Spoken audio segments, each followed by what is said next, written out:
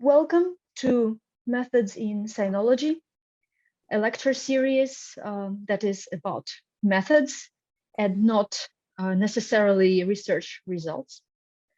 My name is Mariana Zorkina. I'm the organizer of the series and coincidentally also the chair for today's event. And today, as our guest speaker, we have Paula Varsano. And let me quickly introduce her to those who don't know. So Paula Varsano is a professor of Chinese literature at the University of California, Berkeley. And currently she's also serving as chair of the Department of South and Southeast Asian Studies. And she received her PhD in Chinese literature at Princeton University. And she specialized in poetry and poetics from 3rd to 11th centuries. She is interested in literature and subjectivity, traditional literary criticism, theory and practice of translation. And for me personally, it is very interesting to see how these interests in theories related to literary and translation practices is maybe reflected in this kind of meta-analysis of the research practices of these translation practices. Apart from that, Professor Varsano has a multitude of famous publications. Probably the most well-known is one of the rare examples of big research on life and reception of Libo, a book called Tracking the Banished Immortal, the Poetry of Libo and its Critical Reception. Then she also translated a work by François Julien, In Praise of Bluntness. And she's editor and one of the authors of the Rhetoric of Hiddenness in Traditional Chinese Culture. And her current project is a book, Knowing and Being Known, the lyric subject in traditional Chinese poetry and poetics. So in this or the next lecture, we might get a glimpse on how she's working with that topic. And the floor is yours, and you can start. Thank you so much, Mariana, and thank you all for being here today. I confess that I've been incredibly excited to have this opportunity to think about questions like methodology, because to be totally honest, when Mariana first wrote me and asked me to participate in this wonderful initiative, I was a little embarrassed because I never really thought of myself as having a methodology, at least not a scientific one, the way that I had always thought, in the sense that that word usually indicates. But when she indicated that I would have 2 opportunities to speak, I saw a pathway in. And so, as Mariana says, my field is Chinese poetry and poetics, and that larger word poetics is really something that I'm going to hone in on today to really give you a sense of my approach. So the way that the 2 presentations are going to be organized is that this first presentation, I'm going to discuss literary research as a mode of personal expression.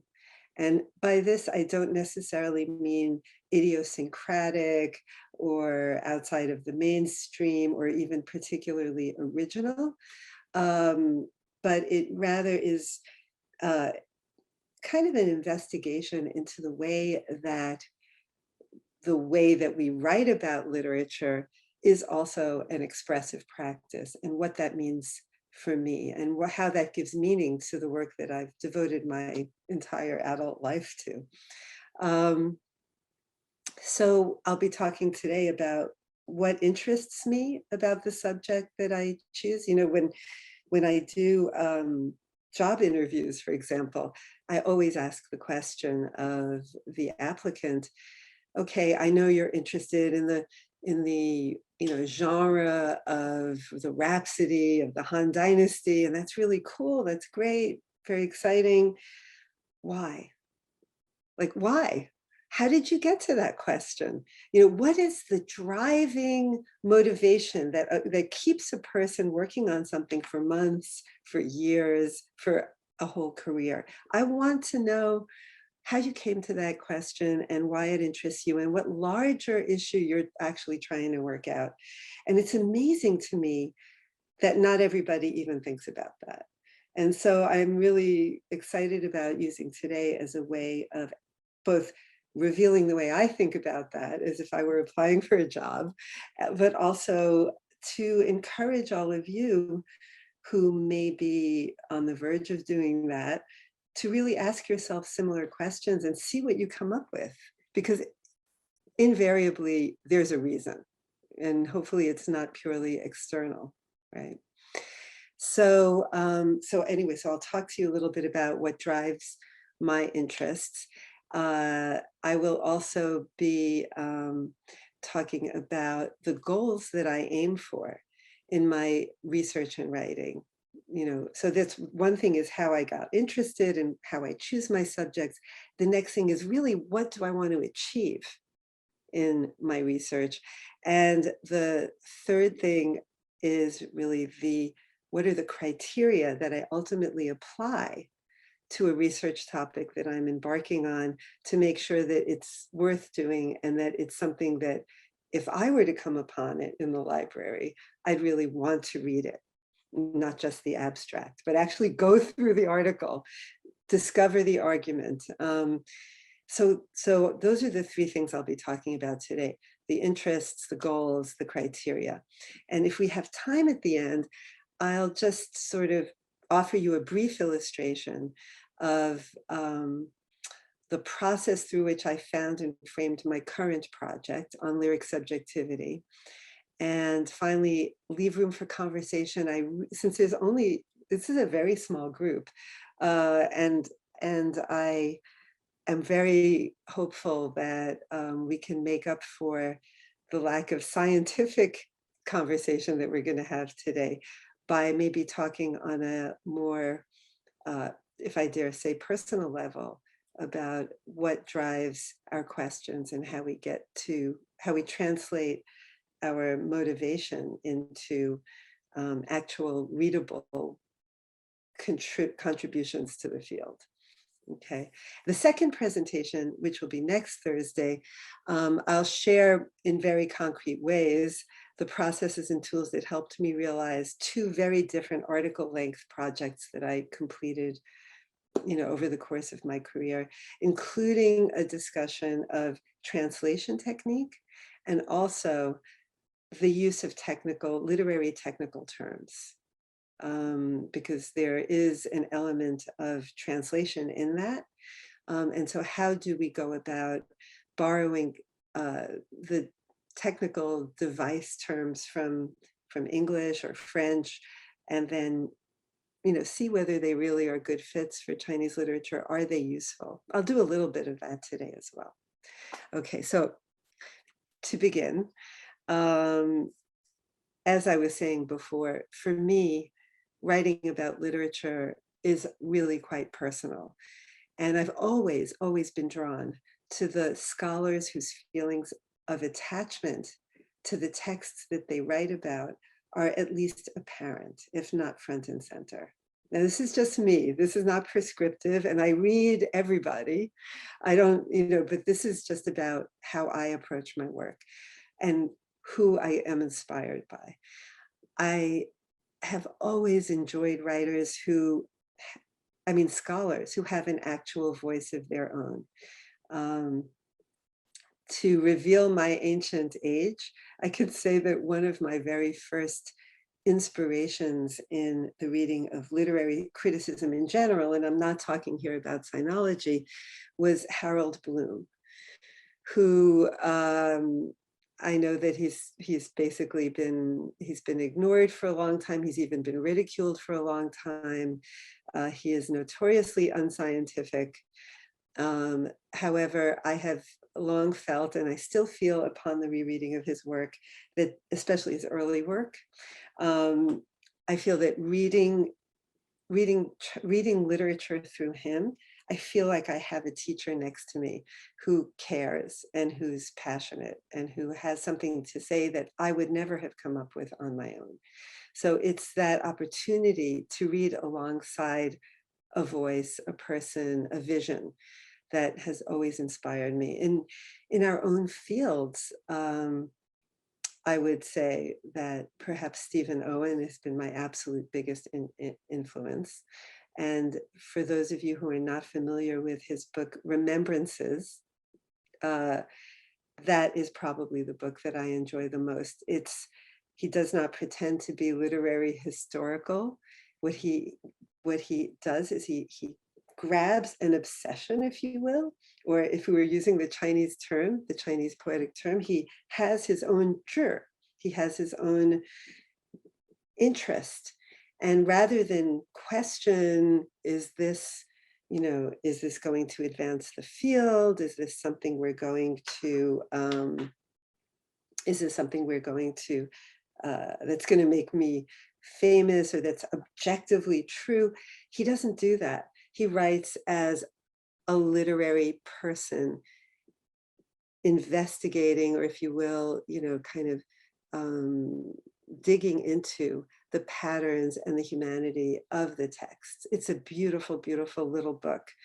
I love the work of Ronald Egan, who is much more of a literary historian, who actually looks at, for example, the intersection between materiality and poetic expression, and to an extent to the intellectual currents of his time. Again, it's work that is well documented, but it is also work that has a voice. Another person, and maybe many of you are familiar with his work, is Romain Graziani, who writes a lot about the Zhuangs. He himself is a published poet. He teaches in Lyon, and he was a student of François Julien. I personally adore the work that he does, and he writes with humor. He writes with a characteristic imprint that both opens up the text, but also lets you know that he's there directing the. So you get the idea. Zhang Yuyu in Taiwan, Michael Pewitt, Michael Nyland. These are people in the field of Chinese studies that I get very excited about. I don't pretend to be able to imitate them or come up to their level, but I am very much inspired by them. So to sum that part up, whether the approach is of close reading or distant reading, like I know Mariana is doing, digital humanities, whether it's historically oriented or comparative, whether it's philological or interpretive, I don't care, right? I'm interested in all of that. And for me, the thing is that the work has to bespeak the scholar's sense of enchantment in some way. And at the same time, tell me something about the works themselves that I recognize as true and that maybe I can borrow to develop my own line of thinking. My very first classes in Chinese poetry were with Hans Frankel and a very young Stephen Owen at Yale when I was in college.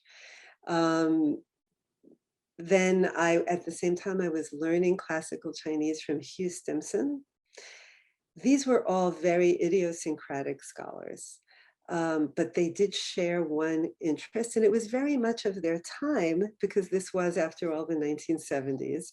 They were all about discovering and revealing what language can do, and what the specificity of classical Chinese can do, and what the specificity, if you will, of Chinese poetic genres, which constitutes a language in itself, what they can do.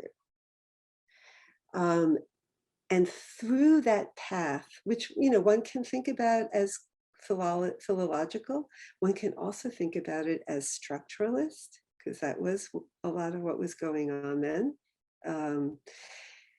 Through those paths where they didn't really try to define their school of thought, but were rather trying really to gain access to meaning in these writings, I started to discover not just what the poems were or what they meant, but I started to think more broadly about the question of poetics, which is a much larger question. And so now everything I'm about to say, of course, is hindsight, because I don't think I was fully aware of the path I was following or the path I was being led down or where I would ultimately branch off. But when I look back at my and at what has stayed with me from those years in thinking about the poetics of classical Chinese literature and poetry in particular, it's really maybe three things that have been driving my work ever since. Okay, the first thing is to be attentive to the ways in which the language that is being used marks boundaries, marks differences. So these differences can be very large scale, they can be geographical, they can be temporal, historical, they can be cultural, right? And they can be personal. And generally speaking, they're always all of those things.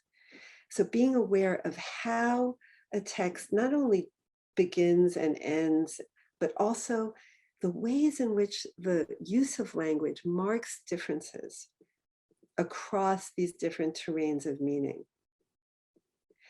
And of course, the second thing that derives obviously from the first thing is that honing in on those differences, applying your poetic attention to this kind of meaning, this way of making meaning, challenges you and forces you, and this is where it gets really tricky, to cross those boundaries.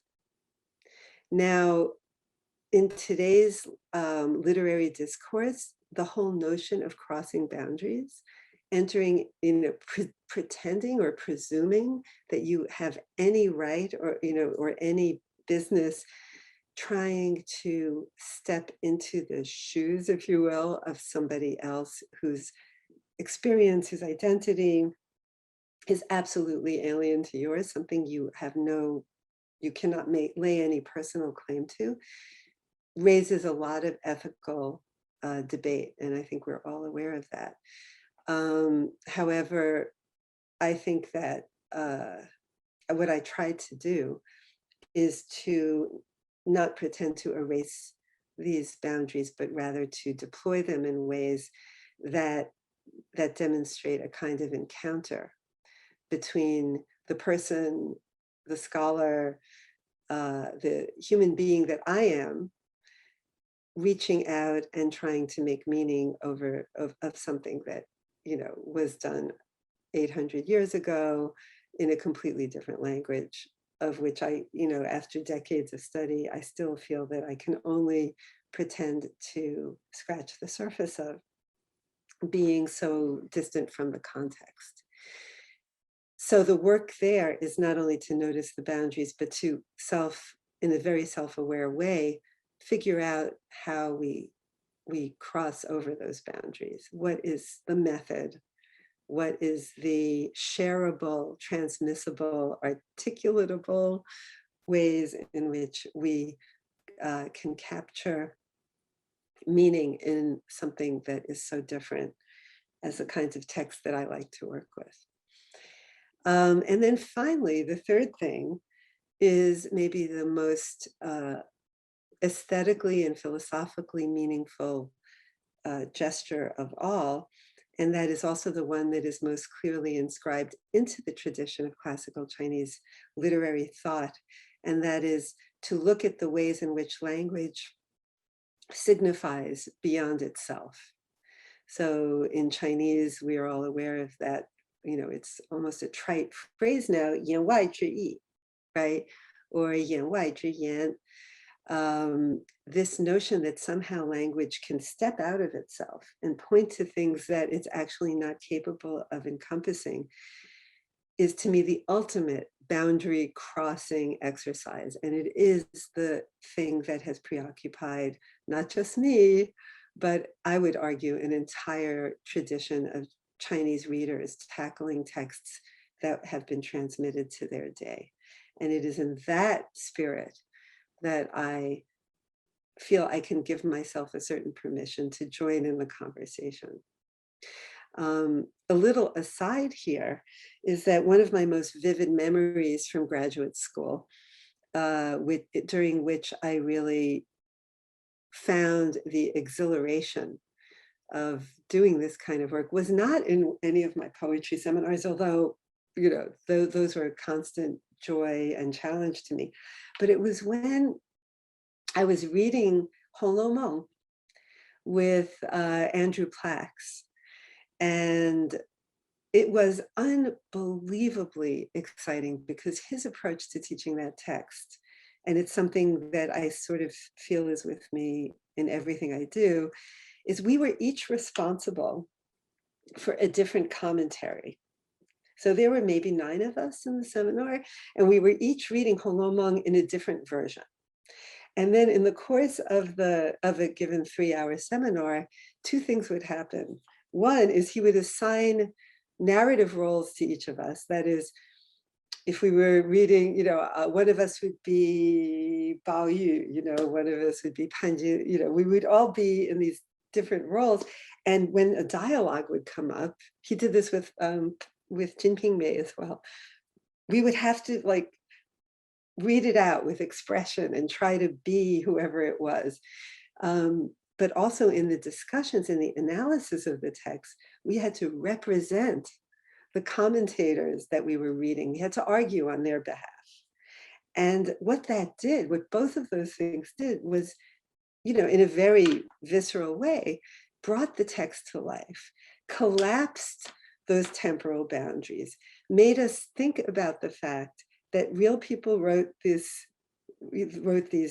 texts. They were imagining other fictional but real people, and that the commentators who wrote over centuries, over decades, or who argued with each other in the interstitial spaces on the page, became a kind of chorus of voices, none of whom was necessarily wrong or right, but whose very presence made the text itself alive and gave you the promise that you too could help transmit and transform and awaken the sensibilities that are necessary to really approach a text like this.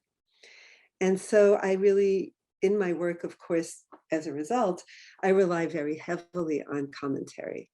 And I draw a lot of my terminology from commentary. I get permission from the commentators, if you will, to ask certain types of questions that maybe I've always wanted to ask, but would have been afraid to if I hadn't detected some kind of analogous interest in their own questionings and in their own declarations and analyses. So those are the 3 things that I carry with me. That is, the ways in which the poetics of any given text, whether poetry or philosophy or fiction, or even sometimes historiographical writing, marks certain boundaries and gives shape to the world. The ways in which, if you're an attentive reader, you are being shown through various hints how to cross those boundaries.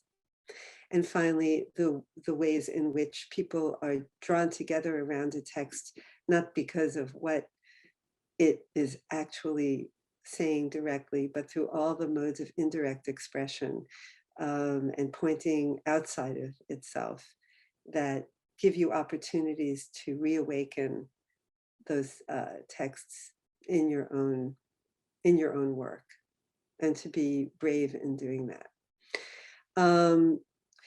And so when I think about, you know, and this may end up being one of the articles that I really choose to dig into, next week's presentation, the work that the essay that I look at as being the best, or the very first, anyway, maybe not the best, but the very first manifestation of this line of questioning is an article I wrote in 1999 that was published in Asia Major called Looking for the Recluse and Not Finding Him In. And all my preoccupations were already present in that very, very early work. It's an essay that I can still stand to look at and not feel embarrassed by, even though it was written a really long time ago, because I took as my inspiration that very question of how is language referred to, how is verbal communication referred to in the verbal medium of poetry. And of course, for those of you who aren't that familiar with this subgenre, it's really a thematic subgenre that crosses, all the different formal subgenres. You can find 乐府, you can find 律诗, you can find 绝句, and you can find 古体诗. All, this theme appears across all of those different forms. But what they do always is, it's always the same story. It's you have the literatus sitting in his room, thinking about, he's often a bureaucrat, right? He's often an official, and he's, Wei Wu has one of the most famous versions of this, and he's like he's bored. He can't stand dealing with his work, and he just wants to just go away. And suddenly his mind turns towards some recluse that he happens to know, who's living in the mountains. And so in some versions, in early versions of this subgenre, you have the official going off to find him, and in the hope of having a deep conversation. I'm going to go there. I'm going to sit down with him around the fire. We'll boil white rocks together and drink the broth, and he will remind me, or he will teach me about the deeper meaning of life that I have lost track of. And then inevitably he goes, the guy isn't there, and it doesn't matter, because having stepped into the space where that recluse lives, having seen traces of his presence, he's probably out there picking herbs, just following his own jur, doing whatever rhythm it comes to him in his absolute and utter freedom. This poor official kind of just sits down and then realizes he completely understood everything he needed to understand. The conversation was never necessary, and then he goes back to work. And that's how the poems end, in different variations on this. But I think you can see why that particular theme became interesting to me. Because it's the genre, the unspoken rules of the genre that make it work. Because the most meaningful sounds that you hear in those poems is not an exchange, is not a conversation. There are no quotations, there's no deep words, there's only silence and absence. And so that article kind of became a jumping off point for me. So that's just a very broad idea of how I think about what interests me, what excites me in Chinese literature and Chinese poetry. But what it doesn't do, of course, is get at the goals of what I'm trying to do. So when I write an article, what am I trying to convey to hopefully my potential readers? And that is to articulate what in a given text or a collection of texts I see as possibly provoking a sense of wonder. And I hope in that act that others will see something there that they haven't seen before. Or if they saw it, maybe didn't quite notice something that is that my own perspective, coming from having read a lot of things and asked these types of questions, can lend a certain level of depth and curiosity about reading these poems. In a way, it's an attempt to replicate my experience as a student. You know, the kind of joy, the kind of excitement that my teachers were able to spark in me. This is the kind of thing I see as what I would like to do for others. I don't believe, I have no pretenses at all, that this little sub branch of literary studies, which I see as a kind of mix of philology and what used to be called literary appreciation, I have no pretenses to doing anything like advancing the field. Okay, I know people do that. For me, I find that is that's a bit of a moving target. But rather, really, my goal is to be part of and to nurture a community of readers that finds affiliation both horizontally in our own time across many disciplines and across many languages, and also vertically, that is, speaking to those commentators who were maybe writing in the Song Dynasty, and having a kind of friendship with them.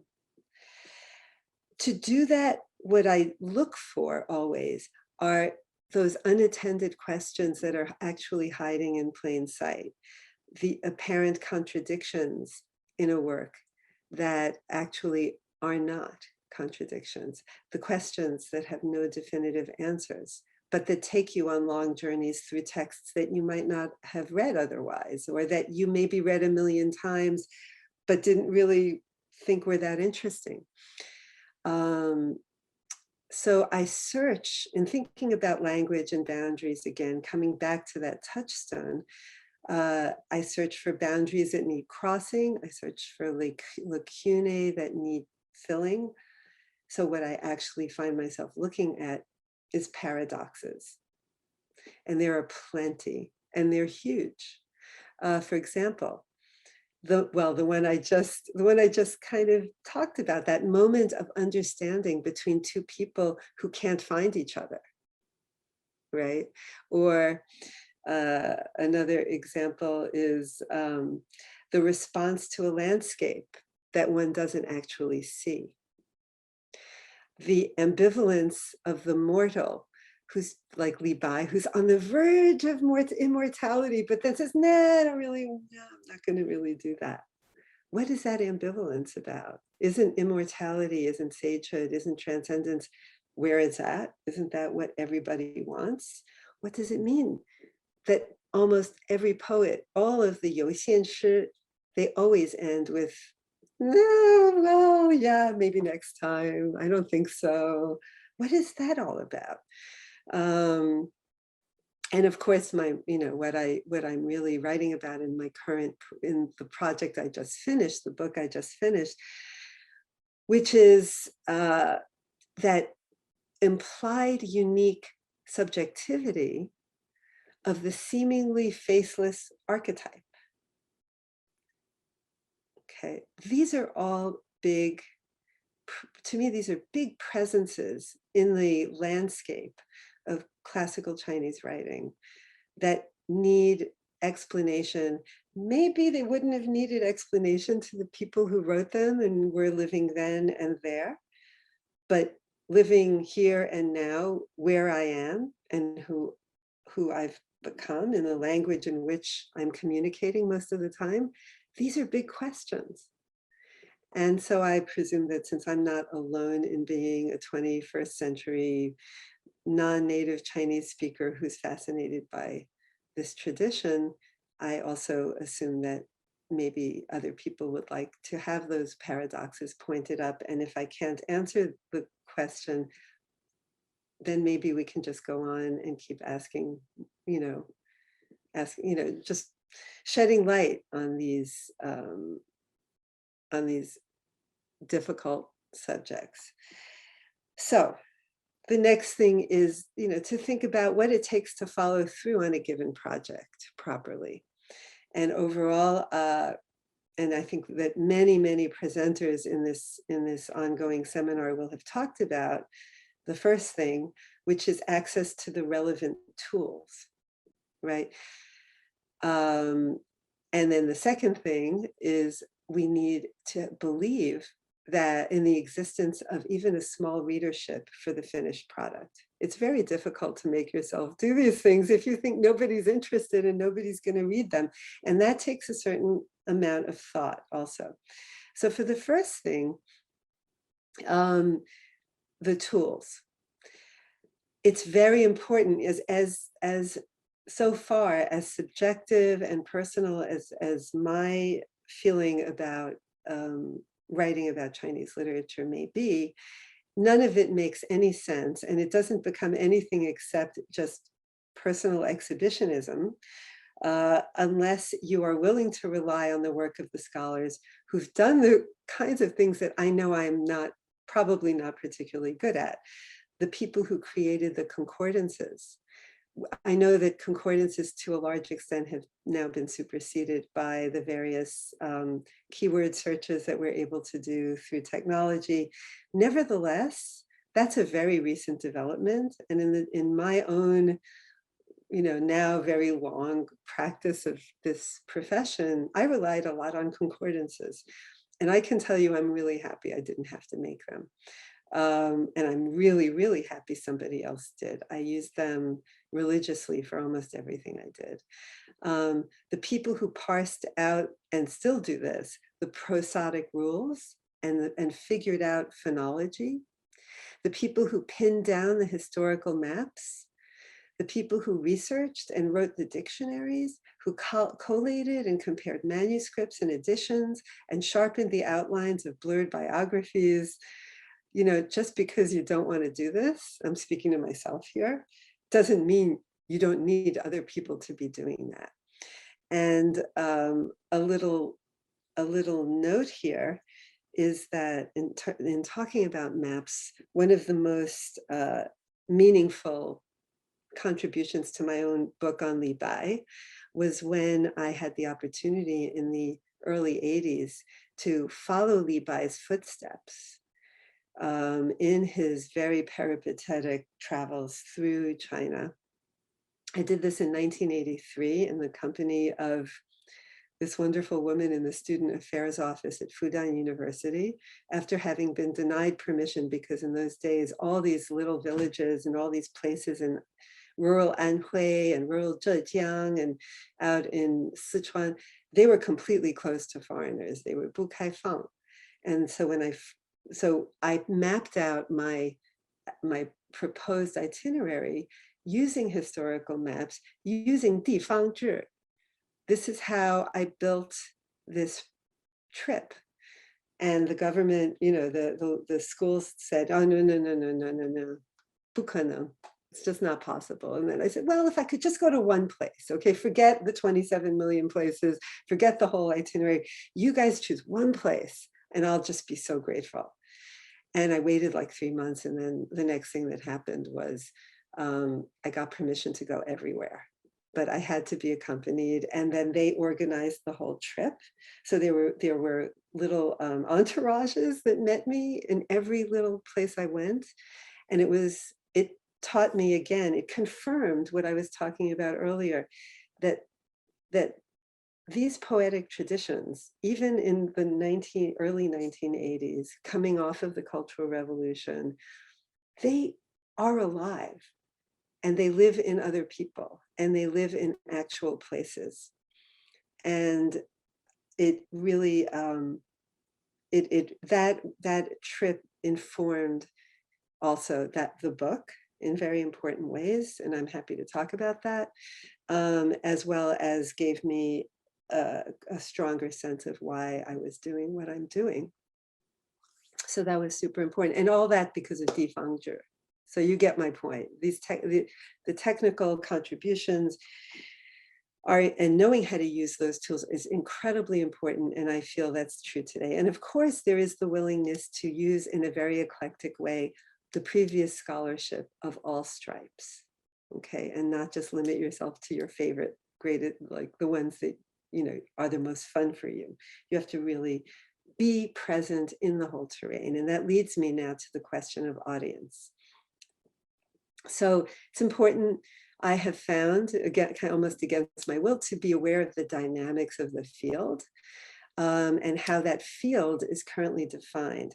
And at the same time, to not be pushed into writing about what the majority thinks is important, not to be seduced by what others say is new, okay, and certainly not to make newness a criteria for what text is worth analyzing. It's totally fine to do the 9,000th reading, of Shu Daonan, in Li's corpus, if you think not if you think, but if you can't just like think, but if you can make a strong argument and shed new light on that, there is no reason to shy away from that. That there are many ways to enter a conversation, and it doesn't have to be because something is something nobody read before or or hasn't said before. And most of all, I would really say that you should never assume that your reader, that no one in your audience has the patience for a slow, close read. I know in my own teaching, I'm finding more and more that students, both graduate students and undergraduates, crave that they miss that. They miss the engagement with a text on the level of its aesthetic contribution, on its beauty, on what it's saying, and that it isn't self-evident, even if we think it might be. So, so when you situate yourself vis-a-vis your audience, you need to situate yourself in a way that allows yourself to be properly understood, and that you offer evidence that is recognized by your audience as evidence. So it's a lot like the use of genre in literary writing. There are codes, there are languages, there are modes of presentation, and it is important, I think, to keep your individual vision and your stamp of that voice I was talking about, while not giving up that, not only not giving up, but you need to actually rely on this shared community of scholarship with its broad range of methods and tools and modes of expression. So in that sense, when I think about that question and situating myself, I'm very aware that I am working kind of along two different axes that sort of cross each other. One is the Sinology versus the disciplines, that axis. And I just finished an essay for Cai Zongqi, who is the mastermind between the How to Read Chinese Poetry and How to Read Chinese Prose. He's just done a Chinese literary theory volume, and I wrote a little bit about the history of Sinology in the West. And gave a lot of thought to this question about the tension, the supposed tension between Sinology and the disciplines. And then on the other axis, the social historical approach to literature and the close reading. It's very important, I have found, to avoid thinking of these things as dichotomies, but rather to see them as permeable boundaries, or even as palimpsests on top of each other, that are always intersecting in a variety of ways in any given text, depending on how you move the lens. It's really up to you. You don't have to sign on to one side or sign on to another. You need to make all of these different perspectives, because perspectives is really what we're talking about. You need to allow them to speak to each other in your work and be very self-aware about how you do that. So one kind of negative example of people's unwillingness to do that kind of eclectic, dynamic marshaling of the various types of perspectives that have been that are still current and that have been current is François Julien. As Mariana pointed out, I went and translated his book, Éloge de la Fadeur, which I translated as In Praise of Blandness, having spent 6 months trying to figure out what's a good word in English for pintan, or for fadeur in the case of French. And that I write about that a little bit in the preface. The thing about François Julien was when I go to conferences or when I came to Berkeley, I had fellow sinologists come up to me and very seriously say, why would you do that? Why would you translate François Julien? And I was like, well, because he's there. You know, does that matter? He's super important. But of course, that's not enough. But you could see in those questions that they wanted to situate me. And they wanted to say, if you're translating François Julien, you must be like François Julien, and you must accept everything that he says, and you must love his entire approach. And I don't really know how this audience feels about his work. And I think there is a tremendous amount of work to criticize. However, I think he is great at provoking conversation. I think he's a particular voice. I think he's been accused, of course, of being highly Orientalist. And I think it's really easy to I'm taking him as an example, by the way, just an extreme example. It's very easy to see only that and completely ignore all of the work that he did to bring certain questions to light that I think are still worth talking about. And just because you may not agree with everything, it doesn't mean you shouldn't be open to having conversations with him, about him. I've seen people get up and walk out of the room when he spoke. And so I suddenly was being cast as an acolyte. And I think this is the kind of thing, this is really exactly the kind of thing that goes against the very spirit of the material that we're dealing with, right? If we're talking about crossing boundaries, if we're talking about language beyond language, if we're talking about the human element behind all of the work that we read and everything we try to do, I work against those kinds of easy, and I think to an extent lazy ways of just categorizing scholars, you know. Yes. So that's, you know, that we can talk more about that particular view. So finally, I'm going to stop speaking in a minute or two after laying out what I think are the criteria for a good project, and then say a little bit about how I came up with the subject for my present book, which I think should probably kind of serve as a little bit of a concrete illustration of the rather, you know, abstract assertions I've been making up to this point. And then I'd love to hear from everybody and make this a conversation. So first of all, to me, criteria, there were basically 4 criteria that I was able to come up with in retrospect.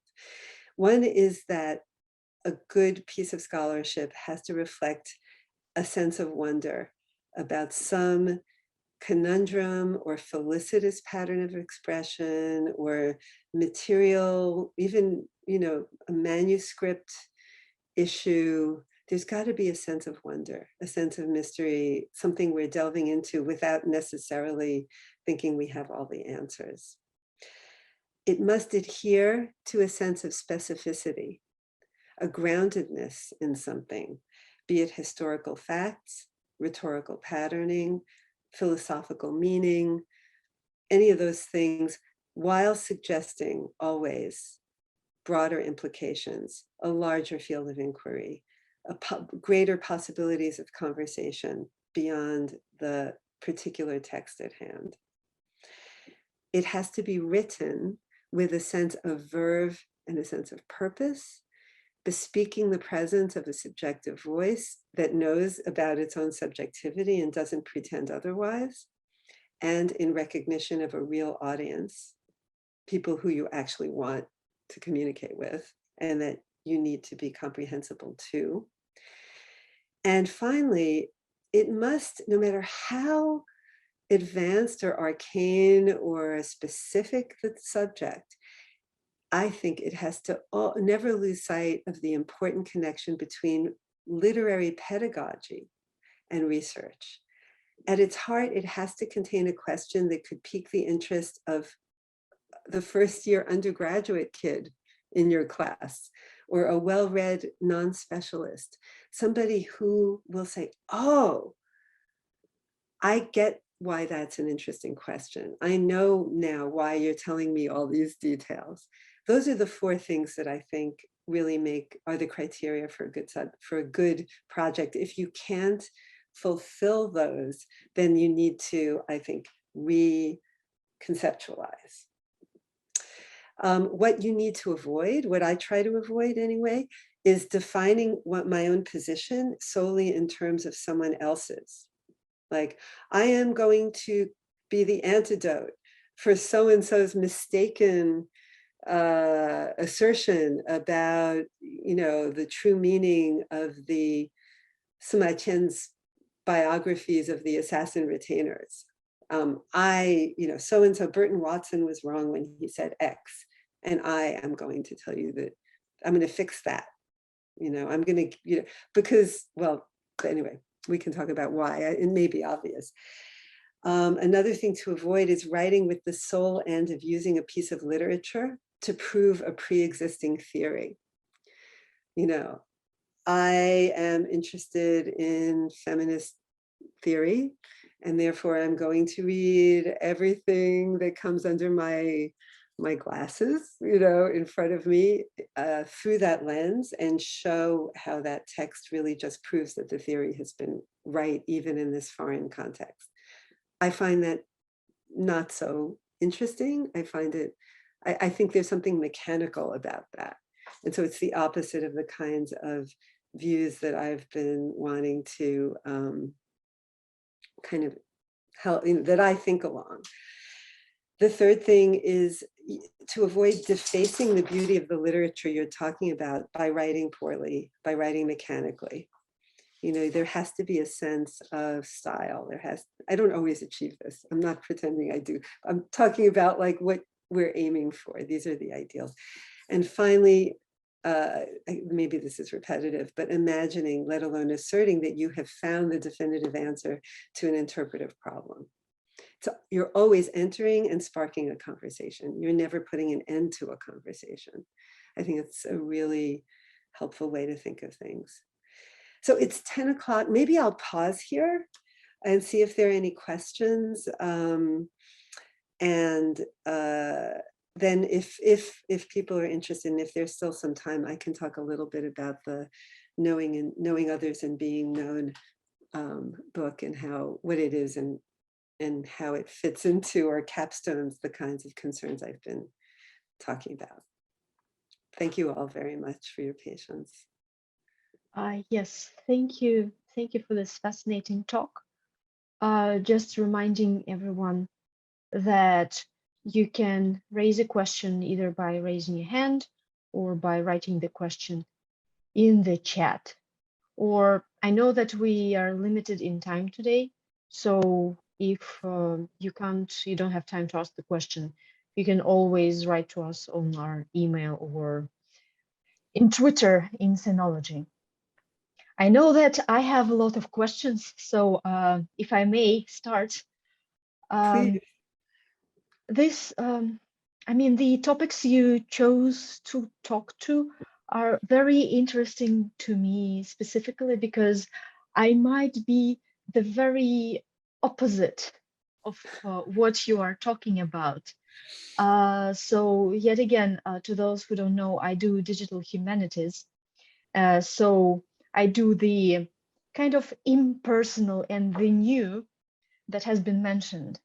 And I know that I have been I personally have been struggling with finding a way to treat separate works and poems respectfully and carefully while doing digital approaches.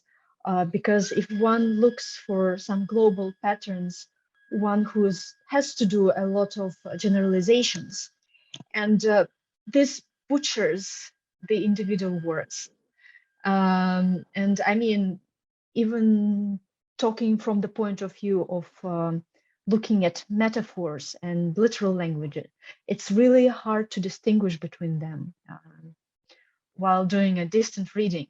So this is the explanation of the background. Yes.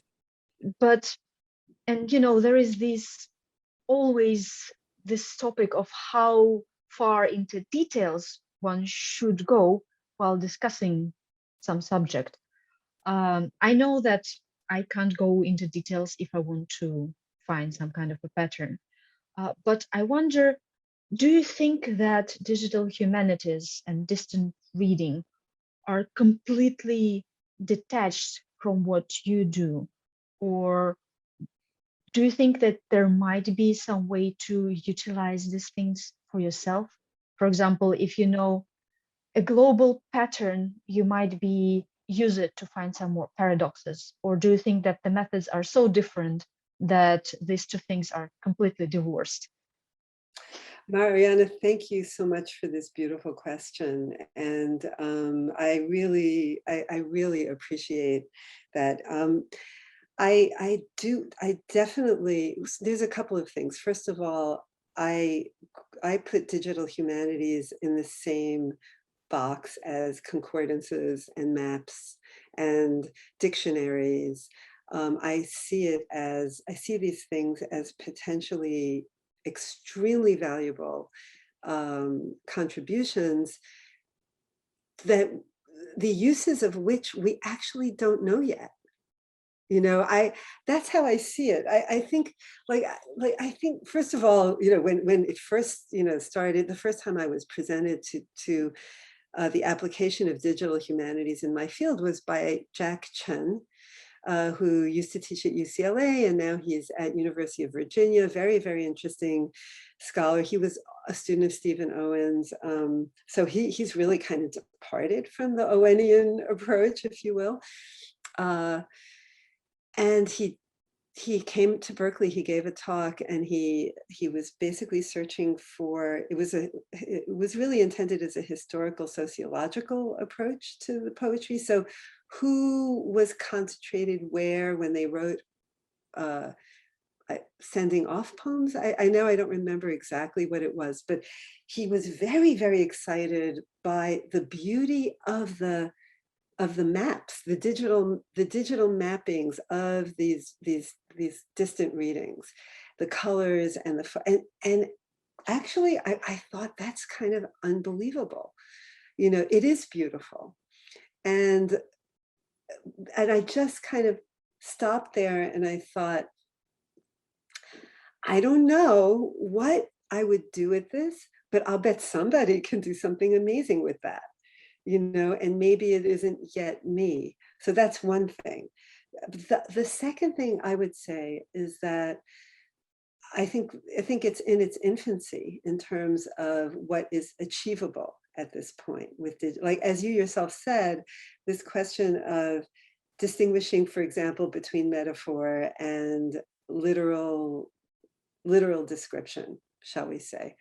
First of all, we don't even agree on what a metaphor is. So to the extent that it would, you know, an ideal version of this would first compel the scholar to decide what they're going to take as metaphor. And believe me, that is not an easy task. I think you're probably familiar with Pauline Yu's old argument, there is no metaphor, right? So first you'd have to take up that argument.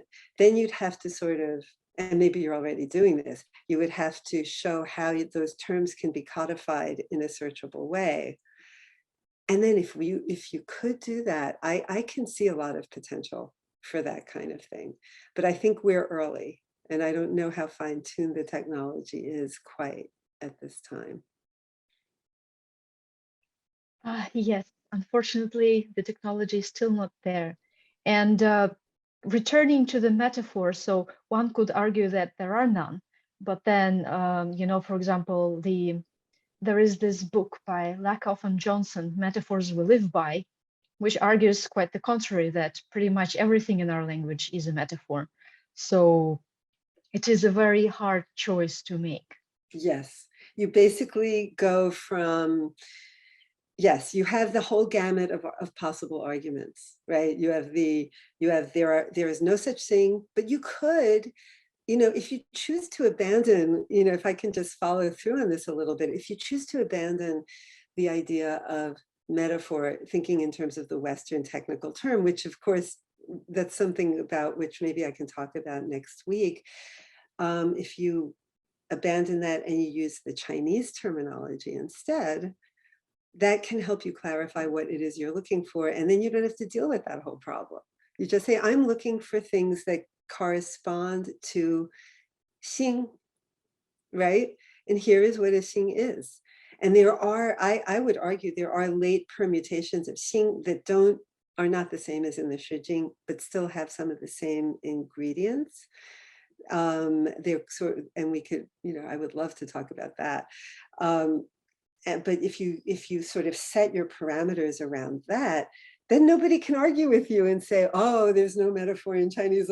So you just kind of, this way you kind of set aside, that is an argument to be had, but maybe it's not the one you want to get embroiled in that project. So you say, look, we all agree that there's xing, we agree that there's bi. Nobody's going to say there aren't.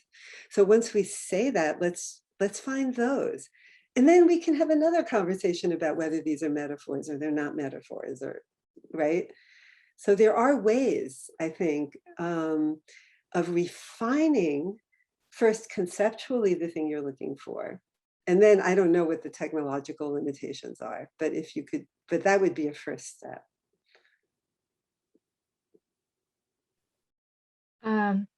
Yes.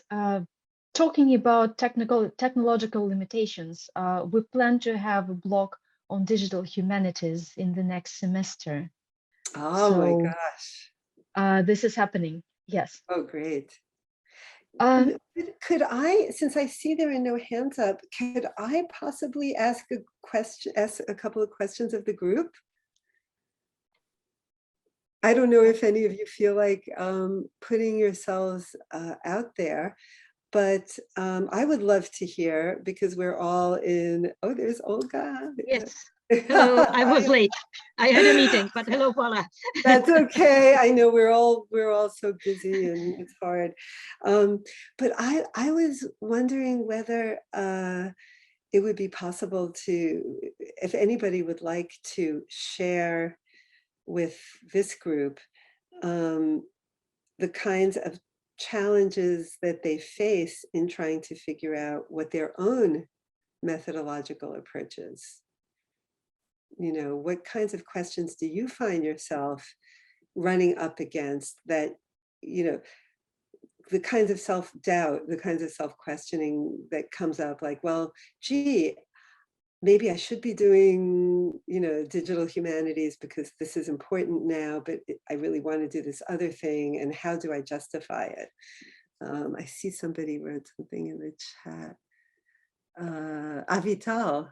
Okay, in a couple of minutes. Okay, this must be a technical issue, right? But anyway, is my question clear? Like just how do you, looking back at who you are or who you're becoming as a scholar, what do you notice as your own challenge? And yeah, I would love to hear if anybody is willing to put themselves out there. Oh, Avital, I see you. Hi, I'm sorry. No, that's okay.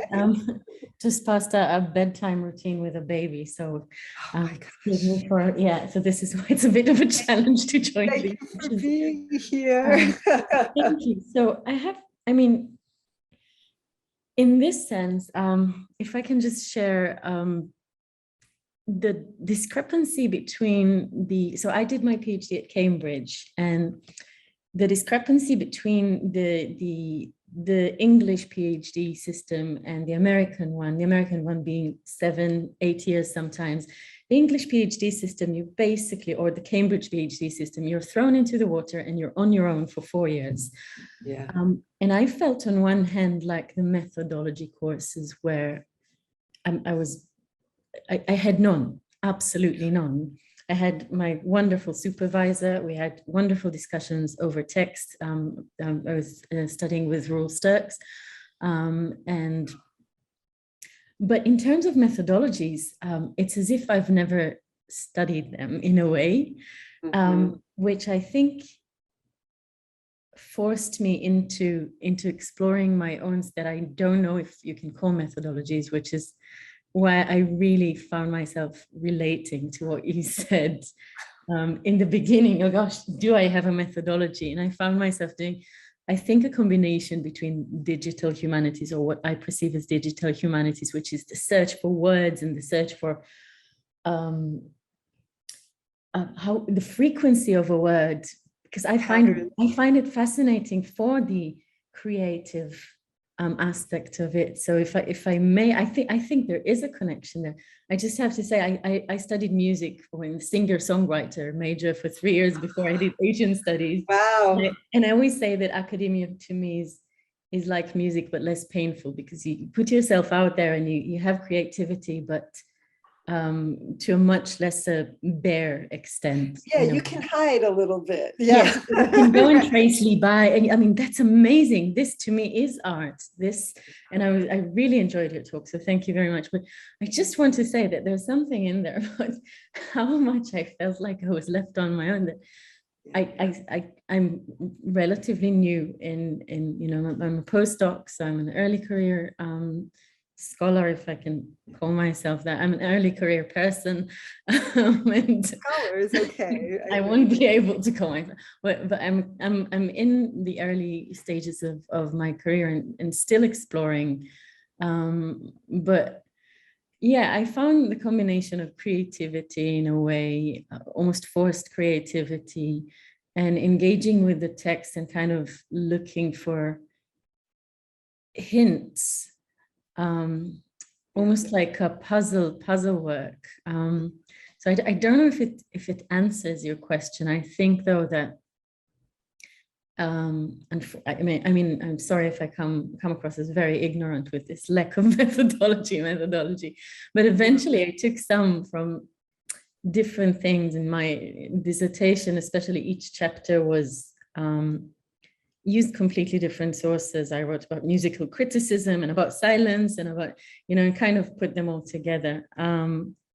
I think one very useful thing, and I'm sorry, I'm taking too long here, but one very useful thing that Professor David McMullen once told me that made me be able to structure, I don't know if it's a methodological or in a kind of a conceptual thing, is he said, think of your dissertation, and I would say each article, anything I write, think of it as a building, as an architectural structure, and you're there to lay the bricks. And I decided, for example, with my PhD dissertation, that I wanted it to be a museum, and I wanted each chapter to be a gallery in which I display something that's related to the other galleries. There's one thread, but each of them has its own statement. So that's like, I don't know if it's any methodology, there's any methodology in it, but the whole combination of creativity versus digital humanities, and kind of how you think of the structure of your piece. I would love to hear what you think about this. Yeah, so I think, so the book that I've just written, I guess I'll talk about it next time, is similarly structured, and I think linear argumentation it's kind of fallen a little bit by the wayside. That I think that, at least in the case of literary studies, I would not presume, in talking about, say, history, for example, but I do believe that to the extent that we're engaging in interpretive activities and we see threads, if we're forced to make these kinds of cause and effect teleological arguments, we're going to just inevitably go wrong, because you start forcing a teleology into a world where there was some, but it's not as completely explanatory as one presents it. I think that's a case where linear argumentation can really by itself nullify the contribution you're making. I do think, though, Avital, if I may, it's super important to understand how to use the research tools that are out there, because not everything is available in a digitized form. And it's really important to go to the library and pull down all those books and get to know them. And I really, if you have the option for any kind of independent guidance or study, or if as a postdoc, you have where are you a postdoc? No, at the moment, because of COVID, it's most of the time it is possible. And I have to say, nothing replaces even the smell of books. So oh, I know. During my PhD and most of my postdocs, definitely. I'm currently working with the Hebrew University of Jerusalem. But oh, okay. So you probably know my Andrew Plax. You probably know my former professor, right? Anyway, but I guess my point is that if you can get it, he taught the methods class at Princeton when I was there. So he knows this stuff.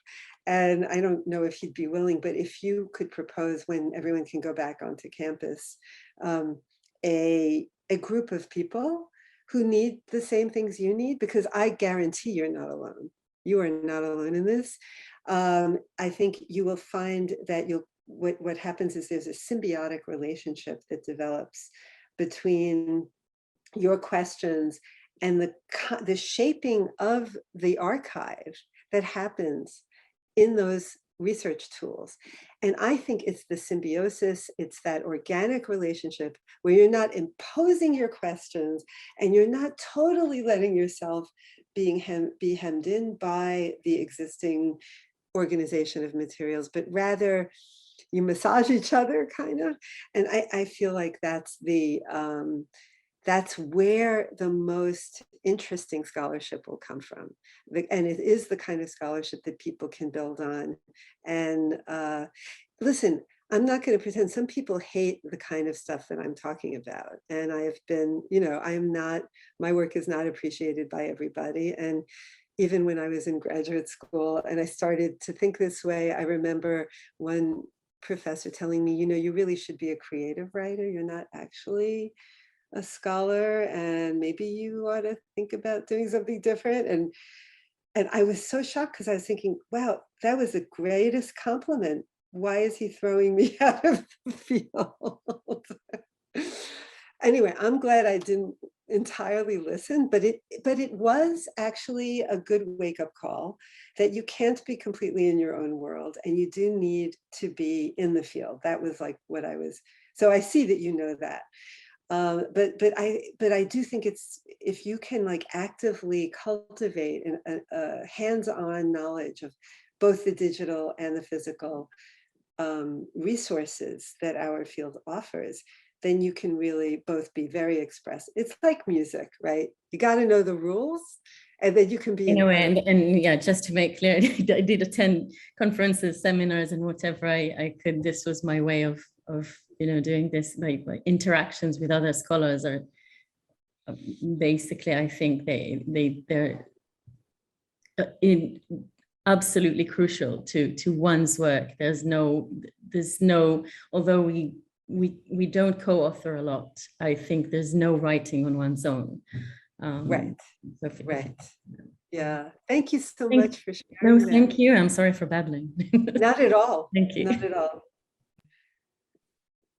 Okay, we have a question in the chat, and given that we have to finish right on time today, I think it will be the last question that we take. So Fajan is asking, currently they're a research postgraduate from the University of Hong Kong, and they're applying for some PhD programs. And if I understood the question correctly, they often get questioned about the methods, which methods they want to use. But you just said that one should avoid proving some specific theory. So how does one deal with that then? Faye, I have to thank you so much for that question. There is that is a reality out there. I'm not going to deny it. When you go out, this happened to me, and you go for a job interview and somebody says to you, so what methodology do you subscribe to, and how do you, and if you sit there and you say, I don't really have a methodology, that's not going to go very well. I'm totally aware of that. So I just want to, I guess I think I can be a little more specific. And I see in your question, you also added the line about feminism, right? Is feminism one kind of, can you see that as a perspective rather than as a methodology? And I would say it's yes, you can. I think I'm speaking very specifically about the bad habit that sometimes people have, which is to take a theory in an unquestioned way, and then just sort of like use the literature as a way of proving that the theory was right. Okay, that's a slightly different orientation than saying, let's see what happens to a text when we apply a theory like this, and at the same time, let's see what happens to the theory when we apply it to a text that was not part of its evolution. So it's a difference between, it's really a difference between the mechanical, slapping onto, we're going to read Li Qingzhao from the perspective of feminist theory. And now we're going to read Du Fu from the perspective of feminist theory. And we're going to discover that Li Qingzhao was, broke against the bounds of male, dominant perspective, and Du Fu actually was propagating that. And if you see what I'm saying, Faye, that starts to become very, very flat and superficial. But what's really bad about it is that it's entirely predictable. That if I saw the abstract, I would say, okay, I know what you're going to say. No reason to read it. So I think that the idea is really to make these things speak to each other, to be creative about allowing those perspectives and thinking about a theory more as a perspective, and therefore something that can change is what I would suggest. Thank you for that question. I hope that, I see you wrote, yes, I got it. That makes me feel good, but yeah, okay, great. I suggest we end it a bit earlier today, and we can continue next week, same place, same time, and we will just take off from where we stopped today. I look forward to seeing as many of you as can make it next time. Thank you so much for being here today. And thank you, Mariana, for the invitation. Yes, thank you for the talk. Goodbye. Bye.